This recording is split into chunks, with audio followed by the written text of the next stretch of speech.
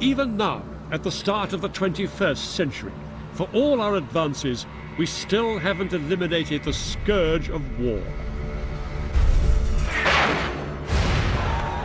In fact, the last 100 years have seen war waged on a greater scale than at any other time in human history. In this new series, my son Dan and I will be examining some of the greatest battles of the 20th century. Battles that have shaped the world we live in today. We'll fly to the Pacific to find out how America turned the tide against Japan. We'll see what remains of the ravaged city of Stalingrad. We'll go to the Far East to visit the battlefields of Vietnam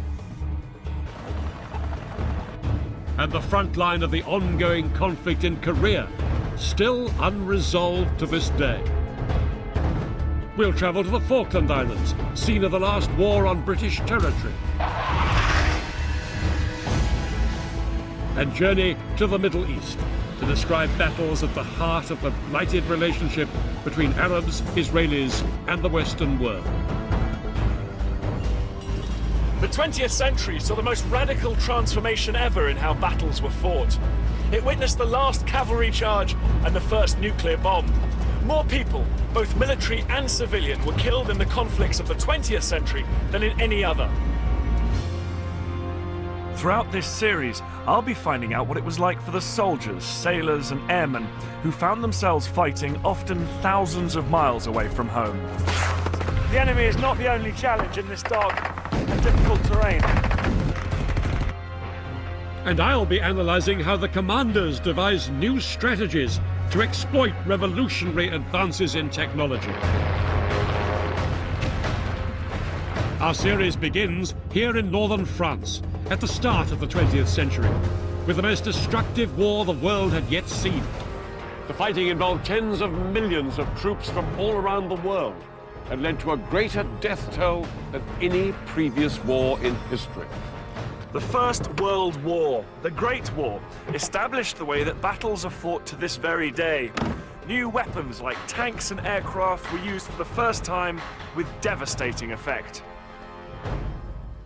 There was one battle more than any other that harnessed the power of these new weapons to turn the tide of the war. It was fought here in northeast France on the Western Front in 1918. It was the Battle of Amiens.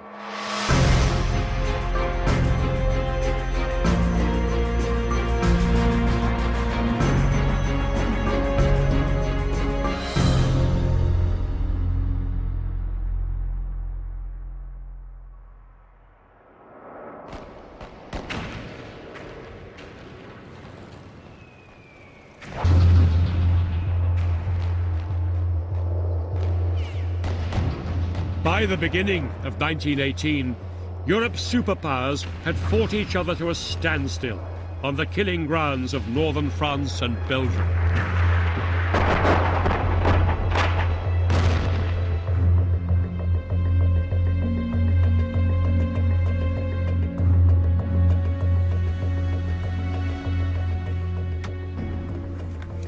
A war that had been supposed to last 6 months had dragged on for 3.5 blood-soaked years.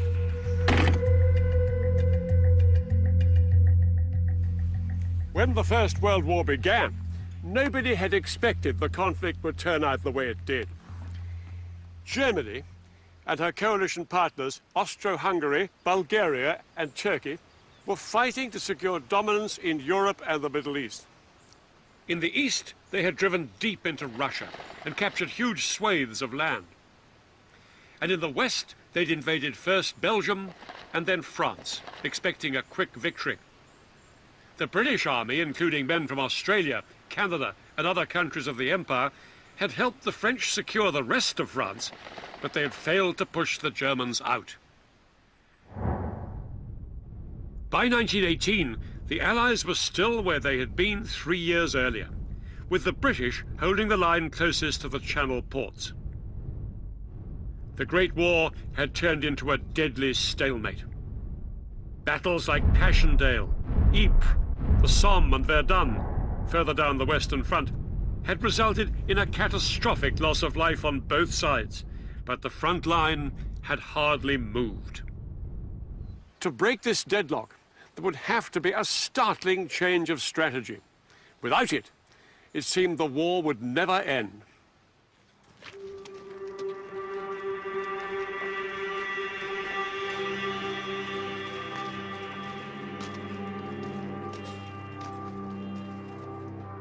The soldiers have been dug in here on the Western Front for the best part of 3 years, and they've been slogging it out in a chain of murderous offensives that seem to them to be pretty futile. Life in these trenches alternated between long periods of mind-numbing boredom and short moments of extreme danger. There was nothing to be seen, only a line of earth and sandbags with occasional pieces of timber lying about. When you get tired of sitting, you can get up and have a peek between the sandbags. But a man can be in the trenches for a year and never have fired a shot. The daily routine in the trenches was made infinitely worse by the fact that months of shelling had destroyed the landscape. What had been a countryside of rolling farmland was now one of utter devastation.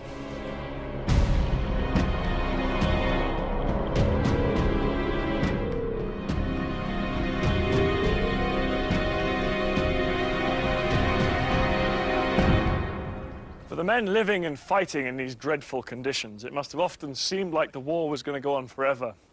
But thousands of miles away from these trenches, events were now taking place that would bring these men hope that the end of the war was finally in sight.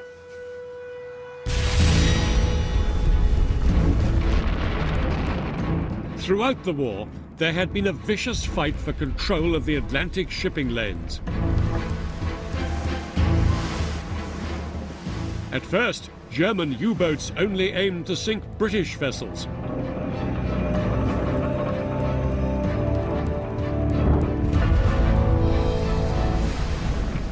By 1917, they made the mistake of targeting supply ships belonging to the United States of America.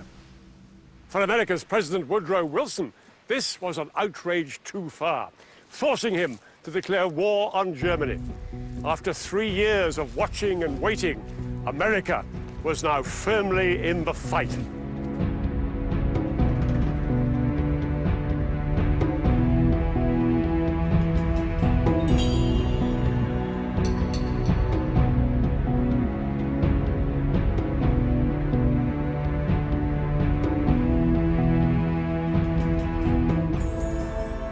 Hundreds of thousands of strong, fresh American troops would soon be arriving in northern France.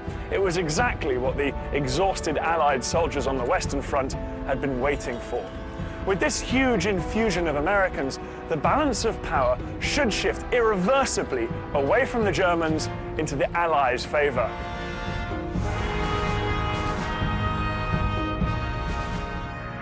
As we marched through the town, the sidewalks were full of people.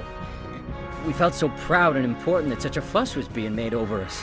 The French girls would jump in the ranks and throw flowers at us. Of course, we were looking forward to the great adventure ahead of us. We were looking forward to the fight.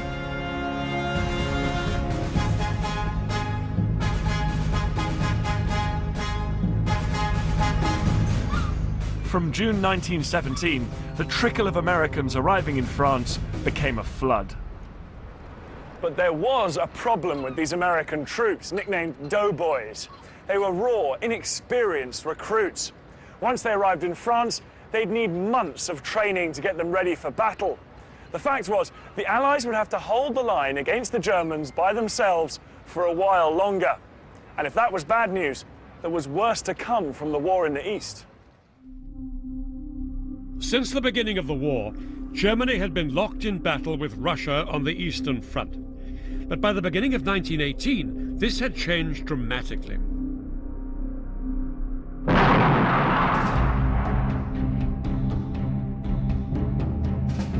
After seizing power in the Russian Revolution, communists made peace with Germany. With the war in the East at an end, in early 1918, hundreds of thousands of crack German troops could be freed up to fight on the Western Front. For the time being, the balance of power had swung in favor of the Germans. But if the Germans were to win this war, they had to make their move before the Americans became fully operational. After 3.5 long years, the war had suddenly become a race against time. By spring 1918, it looked as if Germany would win that race.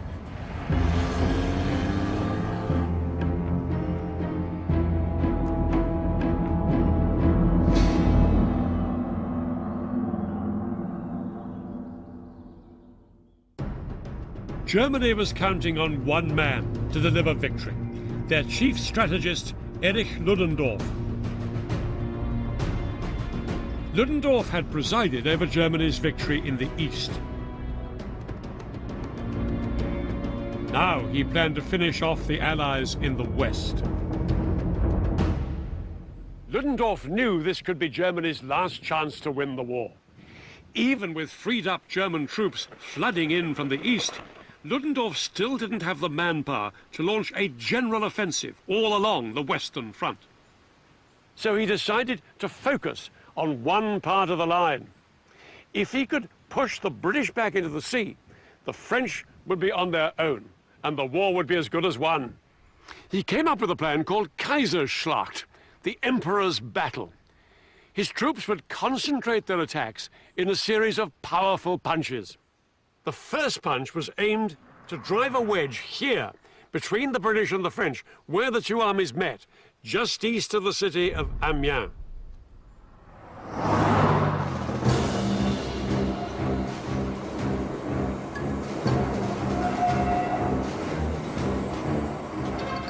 Amiens was the most important city on the Western Front, but it lay only 39 miles behind a part of the front that was poorly defended.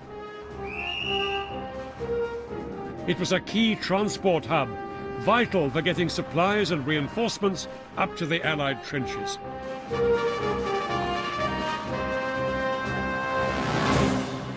If Ludendorff could capture this city of Amiens, then he would divide the British from the French and cut their supply line.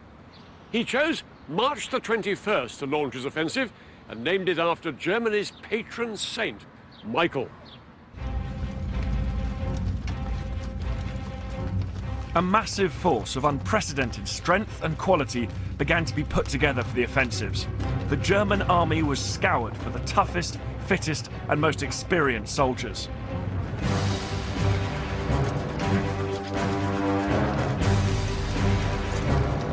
The weak and the old were transferred to the rear. Only the very best of all would be trained up as stormtroopers, specialist units of shock troops that would punch through the Allied lines. The men of the storm battalions were treated like football stars. They lived in comfortable quarters, they did their jobs and disappeared again, and left it to the poor foot sloggers to dig in. It wasn't just fresh troops Ludendorff was counting on. He intended to throw away the old rulebook on how to fight a battle. The front lines ran through these fields just here.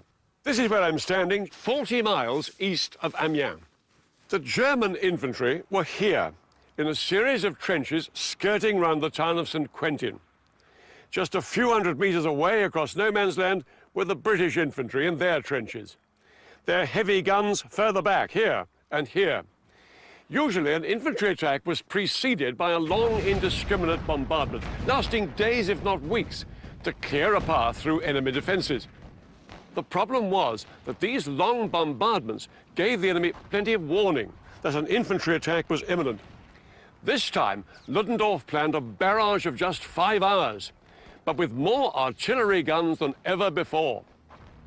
For the first 2 hours, a mixture of gas and high explosive shells would target the British artillery positions back here.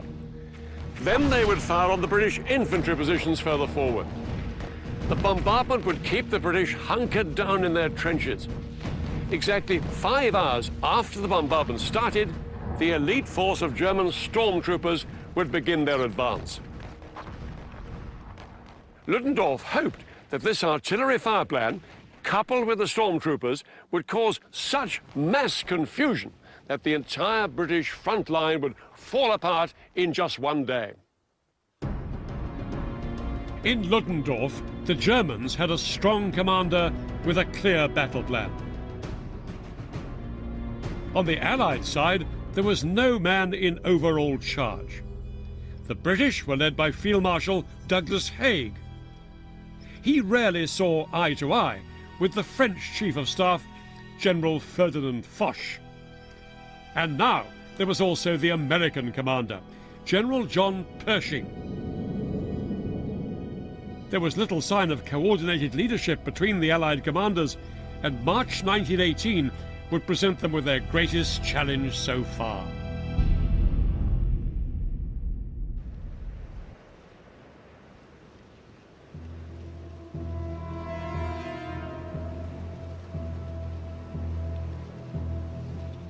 Across no man's land, the British Army were woefully unprepared to deal with any kind of offensive. The ground had frozen hard during the winter, so they didn't even have a proper network of trenches. On top of this, they'd had to take over an extra 42 miles of the front line to ease up pressure on the French. Worst of all, though, was the fact that the British government had been so horrified with the losses of 1917, they hadn't sent enough men to the front in 1918. The British Army was sitting ducks.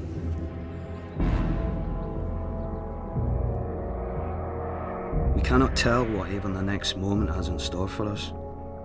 But what will this same spot be when the Germans attack? Bloody inferno. It may happen at any moment. A sudden jump from stillness into hell.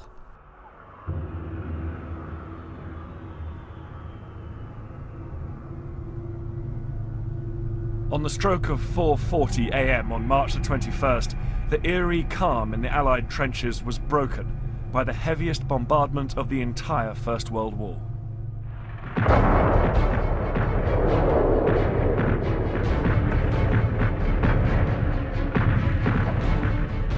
Six and a half thousand guns and 3,500 trench mortars fired virtually simultaneously along a 46-mile front in the greatest concentration of modern firepower to date.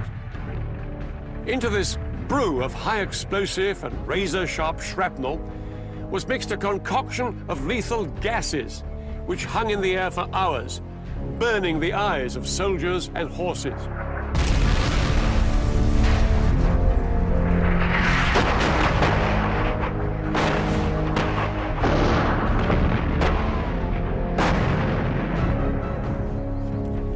In the half-built British trenches, the German artillery bombardment was obliterating whole regiments at a time. Entire units were literally being wiped off the face of the earth. The British were being slaughtered.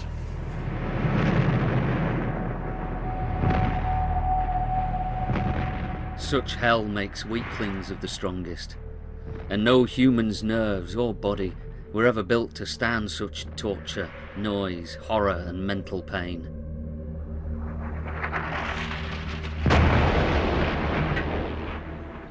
At 9:40 a.m., the first wave of German troops scrambled forward in their gas masks through the fog.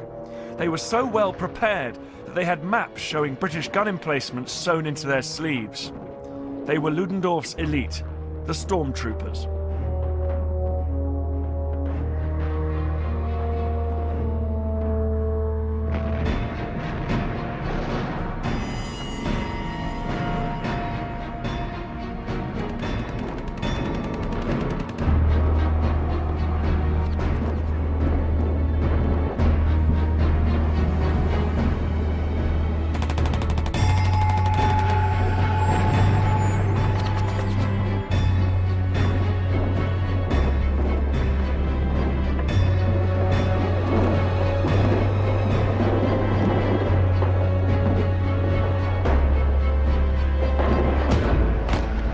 All morning, the stormtroopers forced their way through gaps in the Allied lines, which were already weakened by the artillery barrage.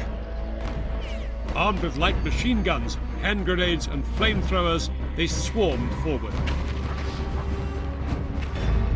Whenever they came up against particularly stubborn resistance, they'd skirt around it, looking for weak points elsewhere and seeking out the more exposed artillery positions in the rear. The stormtroopers left the job of mopping up any remaining strong points to the main infantry force moving up behind.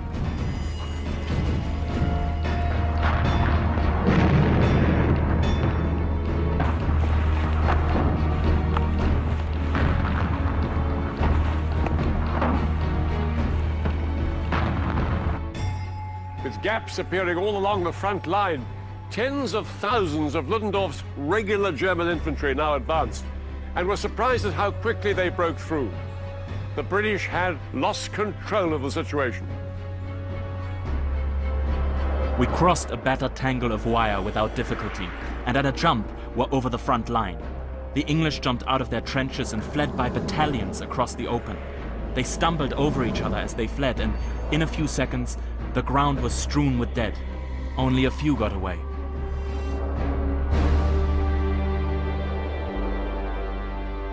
Thousands of British troops were cut off and surrounded and forced to surrender at this remorseless attack. Thousands more, suffering from the effects of gassing, coughed and staggered their way to the rear, where they hoped to find some shelter. By midday, the British troops facing the attack had lost a third of their number. A full-scale British retreat had begun. For days, the German advances continued. Then, on April the 5th, the Allies finally managed to stand firm just 11 miles from Amiens.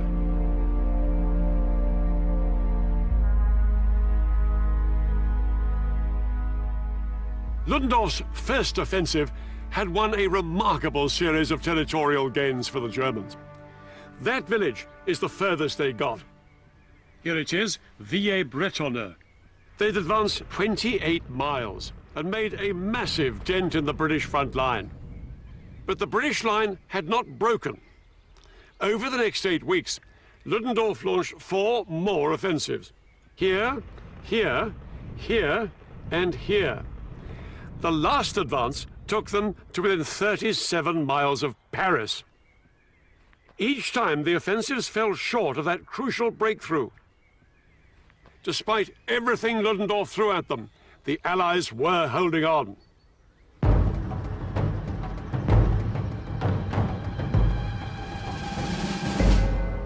The outcome of the First World War now hung in the balance. The Germans had extended their front lines so much, they were now stretched very thinly along the length of the Western Front, and the Allies were finally starting to regroup. It was a critical point in the race against time. That would mark the tip of the German advance towards Paris. Control of it gave the Germans a key strategic foothold on the road to the French capital. If the Allies were to prevent Ludendorff from strutting down the Champs-Élysées, the German stronghold in Belleau Wood would have to be cleared.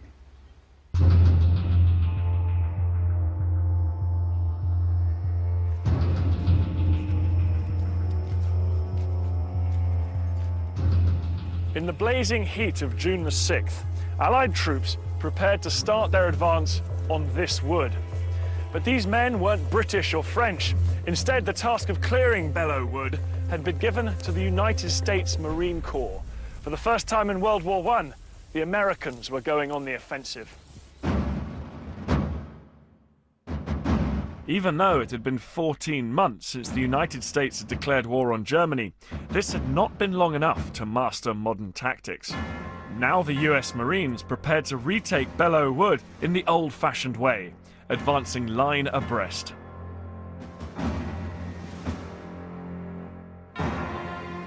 Over their heads, American guns laid a barrage of shells to soften up the German defences.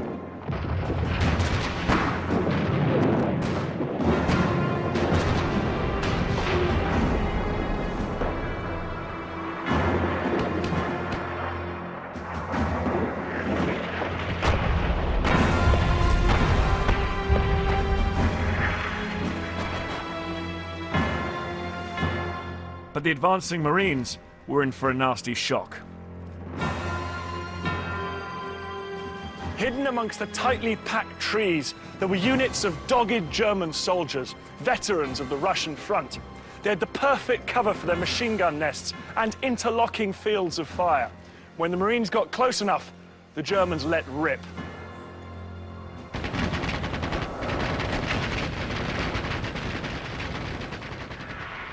We hadn't gone 50 yards when they cut loose at us from the woods ahead. More machine guns than I had ever heard before. I have a vague recollection of urging the whole line on faster. We came to an open wheat field full of red poppies, and here we caught hell. Some of the Marines fought their way through the machine gun fire and managed to establish a small foothold in this forest, but it cost them terrible casualties. Elsewhere on the battlefield, one young American officer was told to retreat by some French troops that were pulling back. He famously said, "Retreat? Hell, we just got here."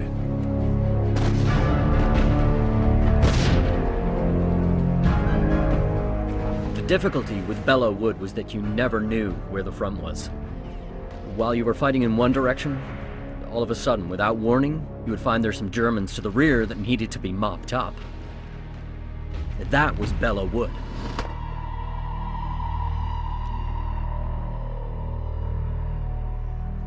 Five times the Marines made headway, 5 times they were beaten back. But on the 6th attempt, the Marines finally prized Belleau Wood away from the German grip. It had been a terrible cost. In their first encounter with the Germans, the US Marine Corps suffered 10,000 casualties.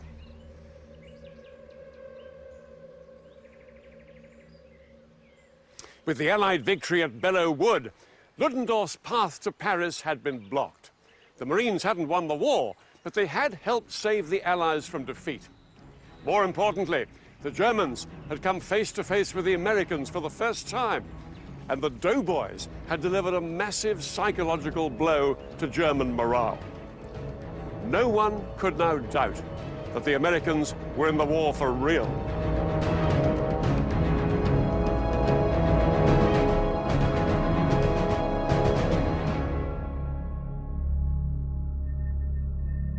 If those in front of us are fair specimens of the average American troops, and if there are as many as they say there are, then goodbye for us.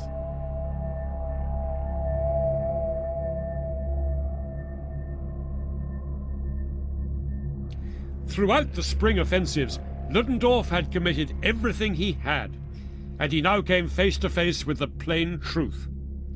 That his army was exhausted and overextended, and he had lost more men than he could ever replace. And for all that, he'd still failed to break the Allied line. Now the Allies had the opportunity, and they seized it. They would now take the fight to the Germans.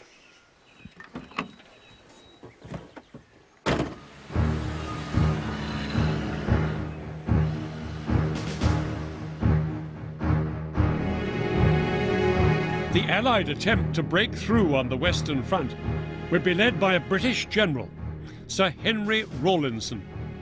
Rawlinson had been the commander at the Battle of the Somme back in 1916, where 58,000 British soldiers had been lost in one day. This would be his chance to prove he'd learnt the lessons of past battles. The Allies now came up with a plan for a counter-offensive that was one of the most significant initiatives of the war. It was to be a milestone in military history. The idea came in July 1918 at a conference of Allied generals, which offered him a chance to redeem his reputation. His men controlled the ground east of Amiens, where Ludendorff had now thinned out his troops, presenting Rawlinson with a perfect spot for a breakthrough. What Rawlinson came up with was an imaginative and radical new strategy. He would concentrate a force of around 350,000 troops along a 17-mile front. This force would massively outnumber the Germans facing them. North of the River Somme, in this hilly country, was the British III Corps. Below them, the Australians. On the other side of this railway line, the Canadians. And next to them, the French. What attracted Rawlinson to this terrain was that apart from the rugged and more difficult ground to the north, It was dry and open, ideal territory for the Allies' newest weapon, tanks.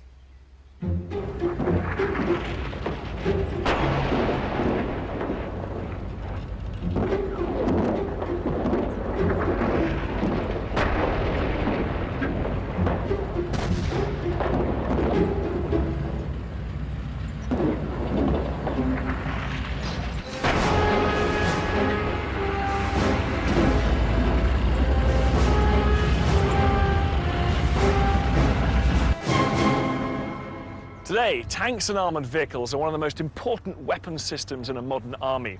Back in 1918, troops regarded them with quite a lot of suspicion. They were prone to mechanical failure, and they were slow. Their top speed was about 4 miles per hour, and this made them vulnerable to enemy artillery fire.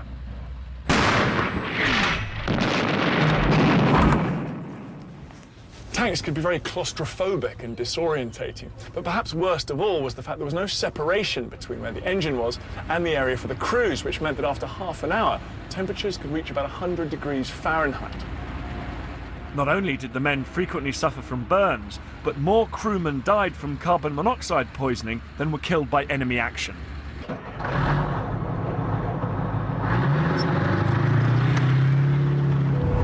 In fact, usually, after just one day of battle, tank crews had to be sent to recover in a field hospital from the experience. But despite this, they did have their advantages. They were invulnerable to machine gun fire, and they could crush barbed wire. Lastly, they put the fear of God into the Germans. The Germans had virtually no tanks, but now they were about to face the greatest concentration of tanks ever assembled on a battlefield. But tanks were only part of Rawlinson's grand design. The Battle of Amiens would use all the resources he had, working closely together, just as they do today.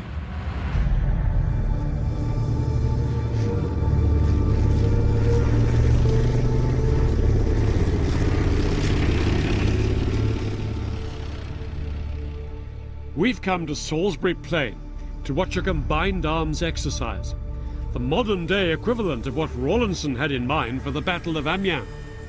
One of the main roles of the tank, and I don't think it's really changed, is actually to help protect the infantry and deliver them onto the enemy position in good order. And that's something the tank does very well indeed. Both tanks and infantry are supported by the big guns of the artillery. Gunners back in 1918 didn't have computers or satellites to help them find the right range. Normally, before a battle, they would fire off test shots, but before the Battle of Amiens, they were ordered to use only maps and mathematics so as not to alert the Germans. 457 mil. A battery can drop something like 4.5 tons of explosives onto an area in a very short period of time. So, you know, they're the people that give us a great shock effect on the enemy. Unlike 1918, today's infantry are carried into battle by armoured personnel carriers. But the carriers can only take them so far. In the final stage of an assault, there's no alternative but to get out and go in on foot. Air power is the final component of the all-arms attack. It's crucial that all the different elements work together. Tanks on their own are very, very vulnerable, likewise the infantry and everything else. So it's crucial that the tanks, the engineers, the artillery and the air support all work together to destroy the enemy positions. So as Rawlinson approached the Battle of Amiens, he had a quite new system of weapon systems, tactics and everything. It's all arms cooperation. That's right, and although the weapons and the vehicles have become much more technologically advanced over the years, the basic tactics that they used back in 1918 haven't really changed a great deal.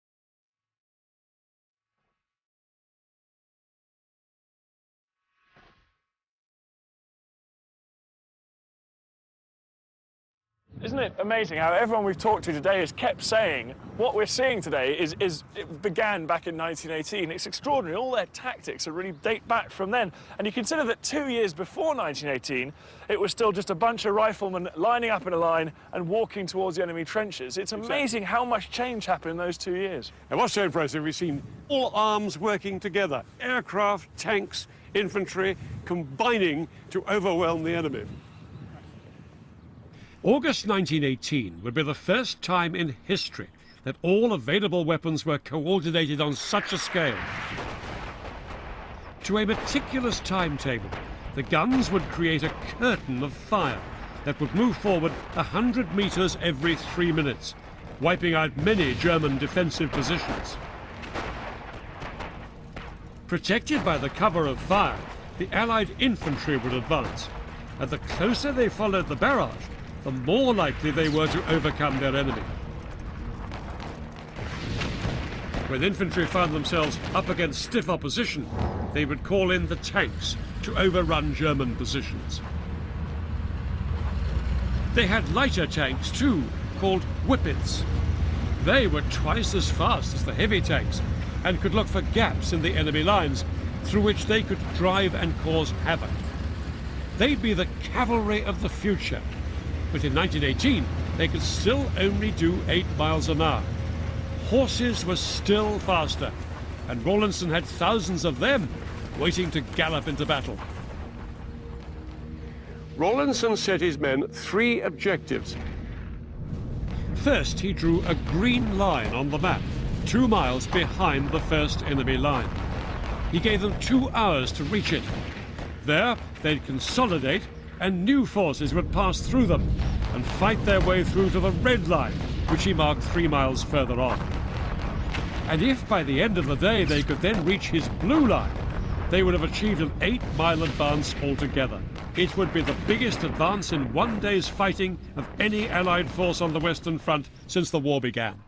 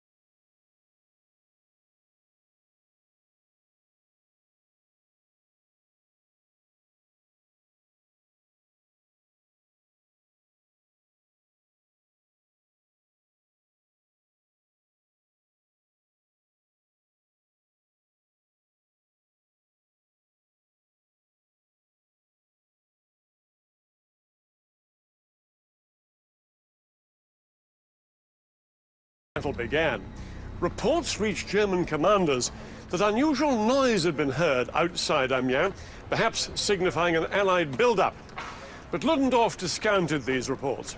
There is nothing, he said, to justify this apprehension, as long as our troops are vigilant and do their duty. Rawlinson's obsessive secrecy was paying off.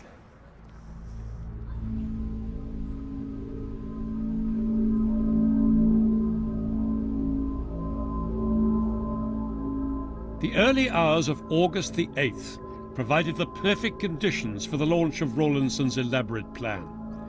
It was a moonless night, and from the river valleys, a ground mist provided valuable cover for the tanks rumbling into position.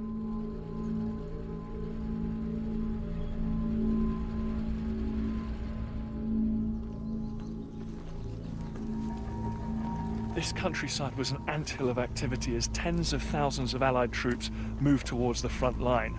The men were under strict instructions. There was to be no shouting, no flashlights and no cigarettes, no unnecessary noise.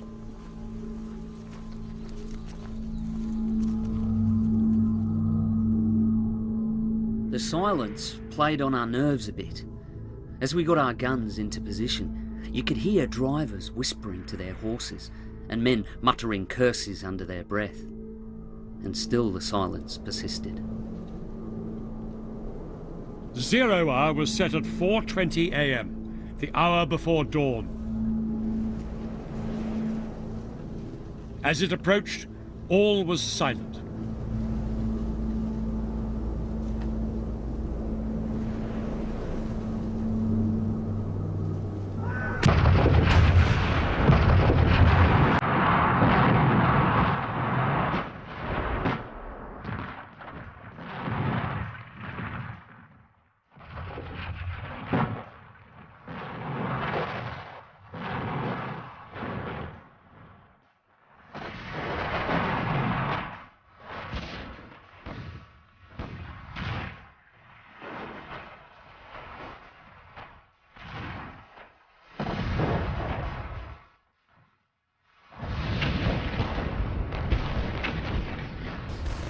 The moment British guns had opened fire on German positions, the British infantry had started their attack. The creeping barrage, which the advancing foot soldiers now hugged as closely as possible, was delivered by 700 heavy guns. At the same time, hundreds more guns concentrated on German strongpoints and artillery positions further back.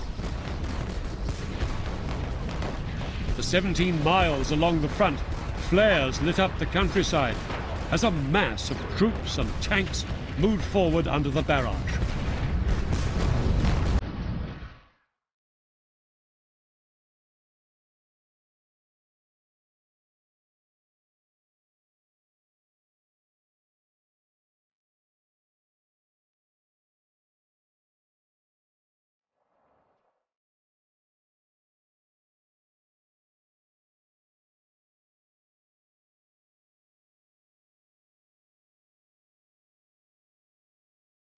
As the British, Canadian and Australian infantry advanced, the early morning fog was so thick they could only see about 10 yards in front of them. It was made even murkier by the smoke from the exploding artillery shells.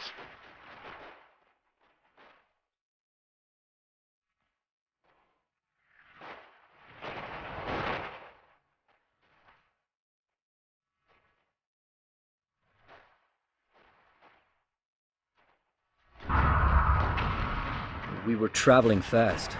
The sweat was rolling down my face. The shells were bursting everywhere, some of them very low. Machine gun bullets also whistled over us from the left flank, where the advance had been held up for a while. Precisely as planned, the creeping barrage and the almost simultaneous infantry assault took the Germans totally by surprise.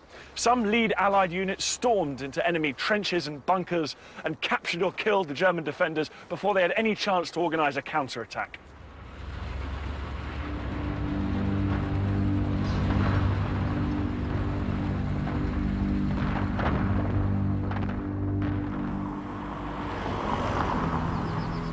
At 6:30 a.m., this village of Marcel Cave became the target of the Canadian infantry, but they could make little headway against well-dug-in German machine guns. Then help appeared in the form of a lumbering Mark V British tank. Its commander, a lawyer from Somerset, sized up the situation and advanced into the village.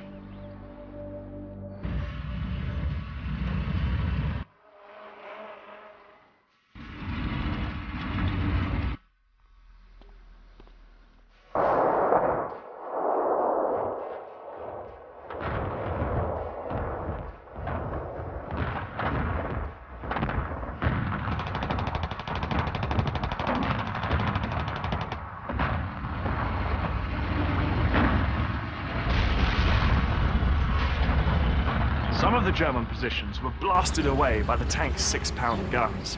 The rest were crushed under its tracks. It was all over in about half an hour, and the tank commander handed the village over to the Allied infantry, but not until, in typical lawyer-like fashion, he'd received a receipt. The village of Marcel Carve was now officially in Allied hands.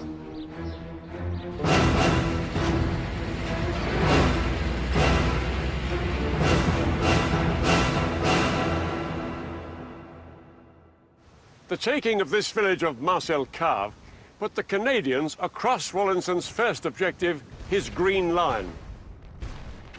British soldiers operating north of the River Somme had been given less distance to cover because they were fighting on rougher terrain. But about 3 hours into the battle, most of Rawlinson's units had reached their objectives.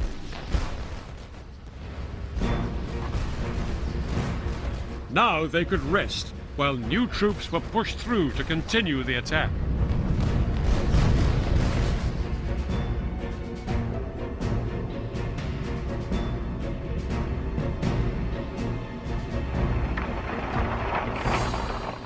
By around 9 a.m., the fog was beginning to lift right the way across the wide battlefield, and Rawlinson was now able to employ his final weapon in his armory: aircraft. The Royal Air Force, barely a few months old, sent in 600 fighters and bombers to provide close air support to the Allied infantry. Phosphorus bombs were dropped ahead of the advancing tanks, and the planes strafed German ground targets like machine gun emplacements, which were much easier to spot from the air.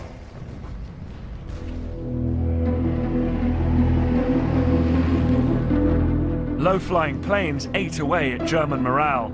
For any experienced British airman, it was a bewildering experience. We were over the target and dropping bombs before I realized we'd crossed the lines. I leaned over the side to watch them fall. You ever look down from a high building and felt as though you must throw yourself down? I had to turn away.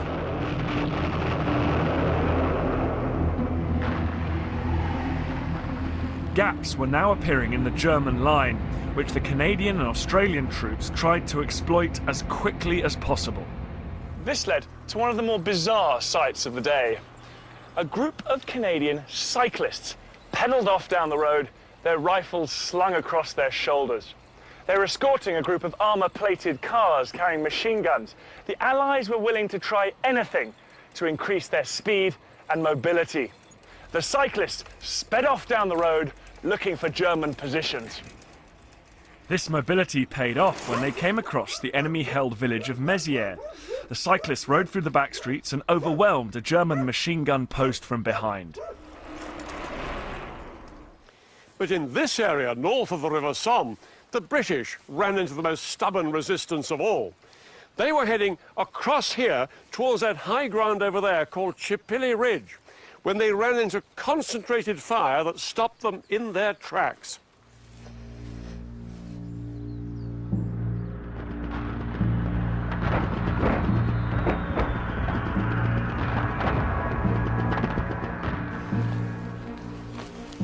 The British troops didn't have that many tanks supporting them because the terrain on this side of the Somme was unsuitable.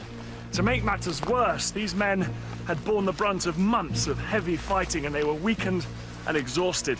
They did manage to get to the edge of this open field just opposite Chipilly Ridge over there. But as soon as they got here, they were driven back into these woods by devastating German machine gun fire.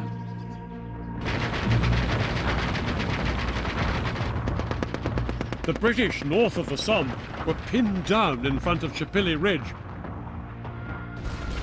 But to the south of the river, Rawlinson's plan was ahead of schedule.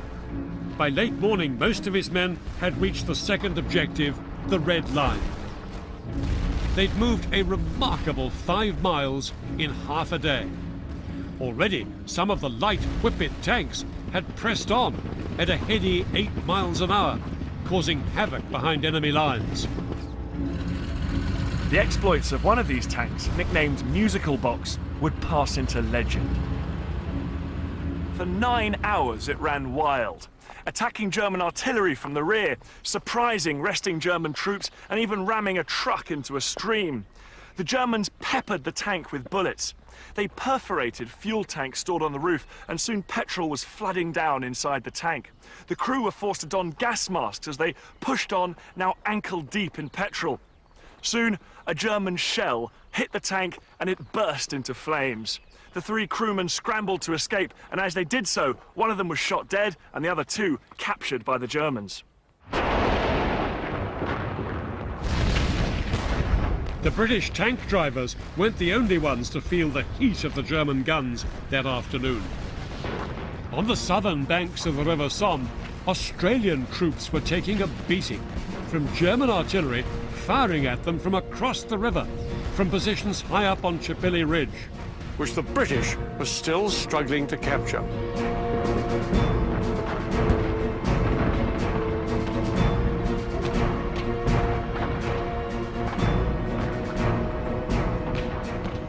Hours after the British were supposed to have captured this vital sector of the north bank of the Somme, the area was still in German hands. Every time British troops tried to leave the shelter of this wood, they were cut down by German machine gun and artillery fire. The prospects for advancing any further looked grim, and it wasn't until the next day that Allied troops finally managed to secure the north bank of the Somme. But on this first day of battle, August the 8th, Rawlinson's units south of the River Somme were pushing deeper and faster into German-held territory than ever before. To keep up the pace of his advance, Rawlinson ordered his horsemen to go into the front line.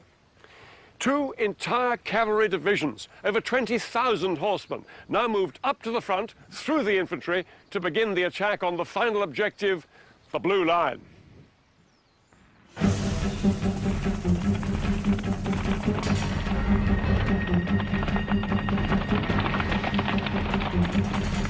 The cavalry surged forward, easily outstripping the lumbering tanks that were supposed to provide them with supporting fire. But once the horsemen left the tanks behind, they found themselves at the mercy of German machine guns. One group of horsemen left this village of Beaucourt and ran into lethal fire from that wood over there. Men and horses crashed to the ground, the surviving horses stampeded. Even with this bloodshed, August the 8th would still be the British cavalry's most successful day of fighting on the Western Front during the entire war. The German line had been shattered, and for the first time in years, the cavalry could charge through the gaps. They galloped east, sowing chaos behind enemy lines and taking thousands of prisoners.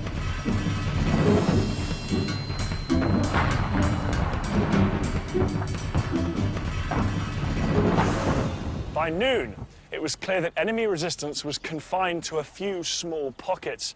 Everywhere else, their positions were collapsing.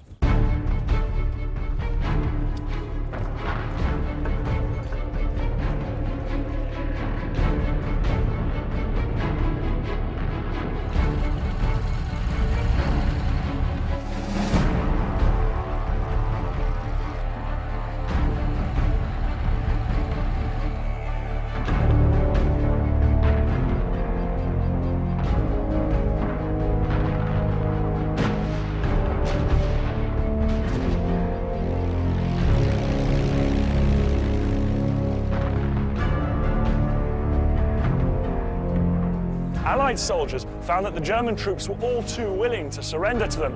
In fact, one lone Australian was nearly overwhelmed when 100 Germans tried to give themselves up. The once mighty German army was showing signs of falling apart.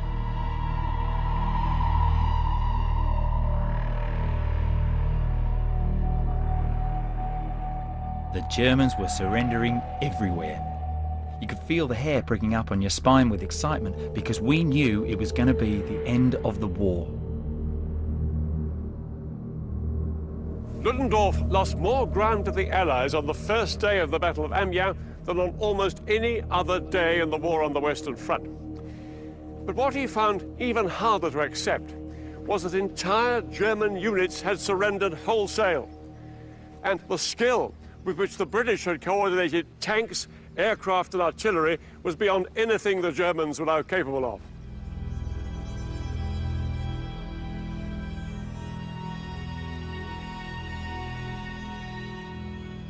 The morale and discipline of the German fighting machine had cracked. Ludendorff later called August the 8th the blackest day for the German army in this war. He had a nervous breakdown and told the Kaiser the war must be brought to an end.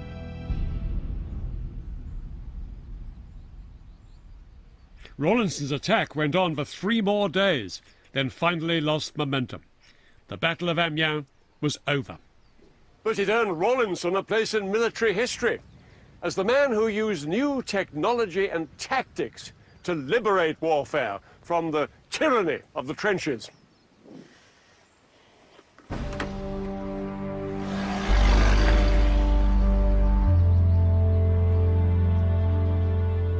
Those few days in August 1918 turned the tide of the First World War. After the Battle of Amiens, the British and French, refreshed by American troops, fought on for another 3 months, liberating more and more German-held territory. At the start of October 1918, the Germans finally asked America's President Woodrow Wilson for an armistice. Early in the morning of November the 7th, the Supreme Allied Commander, Marshal Foch, arrived here by train in the forest of Compiègne, outside Paris.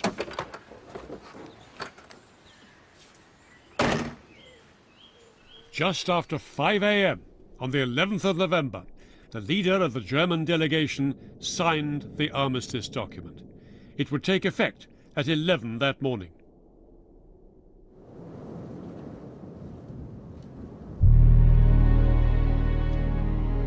After more than 4 years of fighting and 15 million dead, the guns were now silent.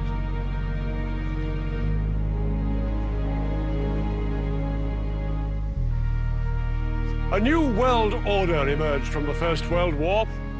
A world without Kaisers in Germany or Tsars in Russia. A world with new systems of government like communism, and new countries like Yugoslavia and Iraq. And with it, this new order brought new tensions and rivalries that would plague the world for the rest of the 20th century.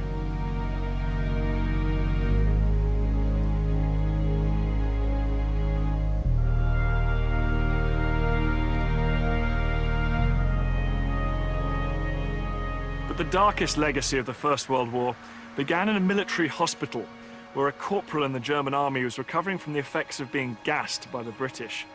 He was seething with resentment at what he perceived as Germany's national humiliation. That resentment would simmer away until 20 years later, it ignited a second great global conflict. That corporal's name was Adolf Hitler, and he would never forget the experience of 1918.